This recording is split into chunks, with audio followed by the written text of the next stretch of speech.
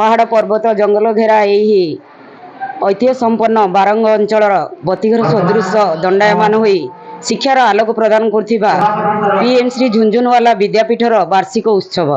यही उत्सव रे समस्त स्थानीय विधायक आउ स्थानीय कॉलेज अध्यक्ष आउ अन्यान्य अतिथिवृंद समस्ते योगदान करी सभाटी को साफल्य मंडित करिसेंती एवं मो विद्यालयर कृतित्व अर्जन करुथिबा छात्र छात्री मानक मध्य पुरस्कृत करिसेंती एवं प्रधानमंत्री योजना रे आम विद्यालयटी एवं अंतर्भुक्त करा जाइथिबारु पीएम श्री योजना द्वारा जहाद्वारा कि एवं विद्यालयर सर्वांगीन उन्नति हेब। विद्यालयटी एक आदर्श विद्यालय रे नवोदय और केंद्रीय विद्यालय भली आदर्श विद्यालय रे एवं परिणत हेब।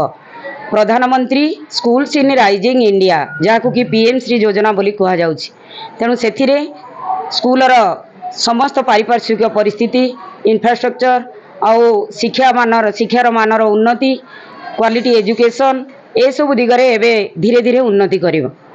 तेणु आजिर एही वार्षिक उत्सव पालन करा जाई समस्त को एही योजनार उद्देश्य विषय रे जणाई दे जाई अछि। झुंझुनवाला हाई स्कूल रो आज वार्षिक उत्सव अनुष्ठित होती। पिला गोटे नुआ उत्साह गोटे नुआ उद्दीपना आगु को बढ़ी जीवन में केमती सफलता अर्जन करेंगे से विषय सब अतिथि मैंने वार्ता देते।